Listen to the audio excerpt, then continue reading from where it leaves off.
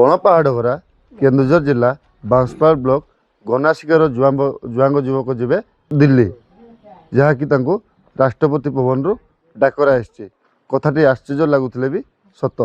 କ'ଣ ପାଇଁ ସେ ରାଷ୍ଟ୍ରପତି ଭବନରୁ ତାଙ୍କୁ ଡାକରା ଆସିଛି, ମୋ ସହିତ ଯୋଡ଼ି ହୋଇଛନ୍ତି ମାୟାଧର ଜୁଆଙ୍ଗ। ତାକୁ ପଚାରି ବୁଝିବା। ଆପଣ ନାଁଟା? ମୋ ନାଁ ଶ୍ରୀ ମାୟାଧର ଜୁଆଙ୍ଗ, ଘର Ganasika, Banspal block, GP Ganasika, Keonjhar district. ଯେଉଁ ରାଷ୍ଟ୍ରପତି ଭବନରୁ ଡାକରା ଆସିଛି, କ'ଣ ପାଇଁ ଡାକରା ଆସିଛି, କ'ଣ ଆପଣ କ'ଣ କରୁଛନ୍ତି? ନ୍ୟୁ ଦିଲ୍ଲୀରେ ଗୋଟେ ଆମର ଅଗଷ୍ଟ 15ରେ ଗୋଟେ ପ୍ରୋଗ୍ରାମ ଅଛି। ଧନ୍ୟବାଦ ଦେବି ମୁଁ ମହାମୟୀ ରାଷ୍ଟ୍ରପତିଙ୍କୁ। ମୋ ପାଖକୁ ଗୋଟେ ନିମନ୍ତ୍ରଣ ପତ୍ର ପଠାଇଛନ୍ତି। ମୁଁ ସେ ନିମନ୍ତ୍ରଣ ପତ୍ର ପାଇଁ ବହୁତ ଖୁସି। ଆମ ଗ୍ରାମ ଅଞ୍ଚଳବାସୀ ବହୁତ ଲୋକ ବହୁତ ଖୁସି ଏବଂ ମୁଁ ବି ତ ବହୁତ ଗର୍ବିତ।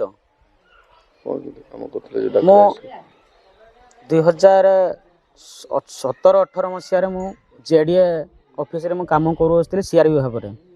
ତ ଆମ ଜୁଆଙ୍ଗ ଜନଜାତିଙ୍କ ଉପରେ ବହୁତ ବିଭିନ୍ନ ପ୍ରକାରର କାମ କରୁ ଆସୁଥିଲି। ବିଭିନ୍ନ ସମସ୍ୟା ଆମର ପାଣି, ଯେହେତୁ ଜଙ୍ଗଲ ଜମି ନିରାକରଣ ଏଗା ସବୁ କାମ କରି ଆସୁଥିଲେ। ସେଇ ବୋଧେ ଯାଇକିରି ସେଇ ଭଲ କାମ କରିଥିବା ଭାବେ ମୋତେ ରାଷ୍ଟ୍ରପତି ମନେ ରଖିଛନ୍ତି। 2023-24ରେ ମହାମୟୀ ରାଷ୍ଟ୍ରପତି ଗନାସିକା ଆସିଥିଲେ। ଆମେ ଆମ ଅଞ୍ଚଳବାସୀ ସମସ୍ତେ ଚାଙ୍ଗୁ ବଜେଇ ରାଷ୍ଟ୍ରପତିଙ୍କୁ ଉତ୍ସାହ କରିଥିଲୁ, ଷ୍ଟେଜକୁ ଡକେଇଥିଲୁ।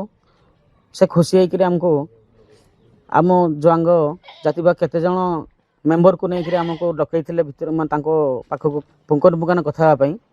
ତ ସେତେବେଳେ ବିଭିନ୍ନ ପ୍ରକାର ସମସ୍ୟା ପଚାରିଥିଲେ ଆମକୁ, ମୋର ଆପଣମାନଙ୍କର କ'ଣ କ'ଣ ସମସ୍ୟା ଦୂର ହେଇଛି, ଦୂର ହେଇନି, ଗୁଡ଼ା ସେ ସମସ୍ୟା ବିଷୟରେ ସବୁ କଥା ହେଇଥିଲୁ। ସେ ବିଷୟରେ ଆମେ ବି କହିଥିଲୁ ଆମ ଜୁଆଙ୍ଗ ଯେତିକି ଗାଁ ଅଛି ସେମାନେ କିନ୍ତୁ ଉନ୍ନତି ହେବେ, ସେଥିପାଇଁ ଆମର ବହୁତ ଆମକୁ ଆଲୋଚନା କରିଥିଲେ। କେନ୍ଦୁଝର ଜିଲ୍ଲା ହେଉଛି ବାଂଶପାଳ ବ୍ଲକ ସବୁଠୁ ପଛୁଆ ବ୍ଲକ, ବାଂଶପାଳ ବ୍ଲକ। ତ ତୁମକୁ ଆଜି ଡାକରା ଆସିଛି ଯେଉଁ ନ୍ୟୁ ଦିଲ୍ଲୀରୁ, ଯେଉଁ ରାଷ୍ଟ୍ରପତି ଭବନରୁ, ଯେଉଁ ମ୍ୟାଡ଼ାମ୍ ପ୍ରେସିଡେଣ୍ଟକୁ କ'ଣ କହିବେ ଆମ ଅଞ୍ଚଳକୁ ନେଇକି, କ'ଣ ଆଶା ଅଛି ମନରେ କହିବା ପାଇଁ? ମୁଁ କହିବି ସେଠି ଆମ ବାଂଶପାଳର ଯେତିକି ଜନଜାତି ଆମର ଅଛନ୍ତି ତାଙ୍କର କ'ଣ କ'ଣ ସମସ୍ୟା ଯେମିତି ଆମ ଆଖି ଆଗରେ ଦେଖାଯାଉଛି, ସେ ସମସ୍ୟା ଗୁଡ଼ା ମ୍ୟାଡ଼ାମକୁ କହିବି ବୋଲି ଭାବୁଛି ମୁଁ।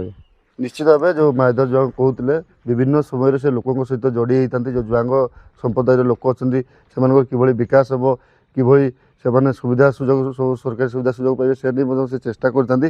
ଏ ନେଇ ତାଙ୍କୁ ରାଷ୍ଟ୍ରପତି ଯେଉଁ ନ୍ୟୁ ଦିଲ୍ଲୀକୁ ଡାକିଛନ୍ତି, ଏ ନେଇ ଗ୍ରାମବାସୀ ମଧ୍ୟଙ୍କ ମନରେ ମଧ୍ୟ ଖୁସିର ଲହରୀ ଖେଳି ଯାଇଛି। ଆମ ସହିତ କିଛି ଗ୍ରାମବାସୀ ଯୋଡ଼ି ହେଇଛନ୍ତି, ପଚାରି ବୁଝିବା। ଆପଣ ନାଁଟା? ଦାଶରଥୀ ଜୁଆଙ୍ଗ। ଯେଉଁ ଆପଣଙ୍କର ଗାଁର ଆଜି ଗୋଟେ ପିଲା, ଆଜି ସିଏ ରାଷ୍ଟ୍ରପତି ମହାମହିମ ରାଷ୍ଟ୍ରପତି ତାଙ୍କୁ ଦିଲ୍ଲୀ ଡାକରା ହେଇଛି, ତାକୁ ଡାକିଛନ୍ତି ମାୟାଧର ଜୁଆଙ୍ଗ, କେତେ କ'ଣ ଖୁସି, କ'ଣ କହିବେ? ବହୁତ ଖୁସି ଆଜ୍ଞା, ଆମର ଅଞ୍ଚଳବାସୀ ବହୁତ ଖୁସି। ଆମ ଜୁଆଙ୍ଗ ପିଲା ଜଣେ ଯାଉଛି ସେଠି ରାଷ୍ଟ୍ରପତି ପାଖକୁ, ତେଣୁକରି ଆମେ ବହୁତ ଖୁସି ଆଜ୍ଞା। କ'ଣ କ'ଣ ସବୁ ଆସିଥିଲେ ଯେଉଁ ରାଷ୍ଟ୍ରପତି ଯେଉଁ ଆପଣଙ୍କ ଗାଁକୁ ଆସିଥିଲେ, କ'ଣ କ'ଣ ସବୁ ସେ ସମୟରେ ହେଇଥିଲା, କ'ଣ ସେ ବିଷୟରେ? କ'ଣ ହେଇଥିଲା କହିଲେ ଆଜ୍ଞା, ଆମେ ଯାଇଥିଲୁ ଚାଙ୍ଗୁ ନାଚ କରିବା ପାଇଁ ଯେଉଁ 22-23 ମସିହା ପାଖାପାଖିରେ ସିଏ ଆସିଥିଲେ ଆମ ଗାଁକୁ ଗନାସିକାକୁ। ସେଠୁ ଚାଙ୍ଗୁ ବଜେଇକିରି ଆମେ ଉତ୍ସାହିତ କରିଥିଲୁ, ତାଙ୍କୁ ସ୍ୱାଗତ କରିକି ଭିତରକୁ ଡାକିଥିଲୁ। ଆଉ କ'ଣ ଦେଇଥିଲେ? ଦେଇଥିଲେ ପ୍ରାଇଜ୍ ଦେଇଥିଲେ, ସବୁ ଏମିତି ସବୁ ଦେଇଥିଲେ। ତାପରେ ଆମର ଜୁଆଙ୍ଗ ଲୋକ ଆମେ ଚାଙ୍ଗୁ ସବୁ ନାଚ କରୁଥିଲୁ ସେଇଠି। ନାଚ କରିକି ମାୟାଧର ଜୁଆଙ୍ଗକୁ ଡାକିଥିଲେ ଭିତରକୁ, ସେଇଠି ତାଙ୍କର ଆଲୋଚନା ହେଇଥିଲା ଭିତରେ। ତେଣୁକରି କ'ଣ କ'ଣ କଥା ହେଲା ଆମେ ଜାଣିପାରିବା ନା, ତ ଚାଙ୍ଗୁ ବଜୁଥିଲା ଆଜ୍ଞା। କ'ଣ ସବୁ ଦେଖିଲେ, ସବୁ କ'ଣ ଦେଲେ ସର୍ଦ୍ଦାରମାନଙ୍କୁ? ତାଙ୍କୁ ଆଜ୍ଞା ପ୍ରାଇଜ୍ ଦେଇଛନ୍ତି, ତାଙ୍କର ଚିଠି ଗୋଟେ ଆସିଛି ମାୟାଧର ଜୁଆଙ୍ଗକୁ। ଆମେ ତ ଭାବିନୁ ଯେ ରାଷ୍ଟ୍ରପତି ବୋଧେ ଭୁଲି ଯାଇଛନ୍ତି, ତେଣୁକରି ଆମେ ମନେ ରଖିପାରିନଥିବେ। ତେଣୁକରି ଯାହା ହଉ ମନେ ପକେଇକି ସିଏ ମାୟାଧର ଜୁଆଙ୍କ ନାଁରେ ଆଜ୍ଞା ଗୋଟେ ଚିଠି ଆସିଛି। ତେଣୁକରି ଆମେ ବହୁତ ଖୁସି ଆଉ ଉତ୍ସାହିତ ଆମ ଅଞ୍ଚଳବାସୀ। ନିଶ୍ଚିତ ଭାବେ ଯେଉଁ ଗ୍ରାମବାସୀ ପ୍ରତିକ୍ରିୟା ରଖୁଥିଲେ, ଯେଉଁ କିଭଳି ସେ ଖୁସି ବ୍ୟକ୍ତ କରୁଥିଲେ, ଆମ ସହିତ ଆଉ ଜଣେ ଗ୍ରାମବାସୀ ଯୋଡ଼ିଛନ୍ତି। ଭାଇ ଆପଣ ନାଁଟା? ଧନେଶ୍ୱର ଜୁଆଙ୍ଗ। କ'ଣ କହିବେ ଯେଉଁ ରାଷ୍ଟ୍ରପତି ଭବନରୁ ଆଜି ମାୟାଧର ଜୁଆଙ୍କ ପାଖକୁ ଚିଠି ଆସିଛି ଆପଣଙ୍କ ଗାଁ ପିଲା? ନାଇଁ, ବହୁତ ଖୁସିର କଥା ଆଜ୍ଞା। ଯାହା ରାଷ୍ଟ୍ରପତି ଭଳିଆ ଲୋକ ଯଦି ଆମକୁ ଡାକୁଛନ୍ତି ମାନେ ଆଜ୍ଞା, ଆମେ ତ ନିହାତି ସମର୍ଥନ କରିବା କଥା। ତାପରେ ବି ଅବଶ୍ୟ ସେଇ ଯେଉଁ ମାୟା ଭାଇ କି ଦାଶରଥୀ ସହିତ ଯାଇଥିଲେ, ଅବଶ୍ୟ ଭିତରେ ମୁଁ ନଥିଲି, ସେତେବେଳେ ମୁଁ ଟିକେ ବାହାରେ ଥିଲି। କ'ଣ କହିବେ ଯେଉଁ ଖୁସି? ନାଇଁ, ଖୁସି ତ ଆଜ୍ଞା, ଭଲ ଖୁସି, ବହୁତ ଖୁସି ଆଜ୍ଞା। କ'ଣ ସବୁ ଆଶା ରଖିଛନ୍ତି, କ'ଣ ସବୁ ରାଷ୍ଟ୍ରପତି ପାଖକୁ ଯିବେ, କ'ଣ ଆପଣ ଅଞ୍ଚଳ ସବୁ ସେ ଜଣାଇବେ? ଆଜି ଆଶା ତ ଅଛି ଆଜ୍ଞା, କାହିଁକିନା ଆମର ବି ଯେଉଁ ଜୁଆଙ୍ଗ ଅଛନ୍ତି, ଆଜି ପଛୁଆ ବର୍ଗ ଅଛନ୍ତି, ମାନେ ତାଙ୍କ ହିସାବରେ ଆଉ ଟିକେ ଭଲ ହେଲେ ଭଲ ହୁଅନ୍ତା ଆଜ୍ଞା।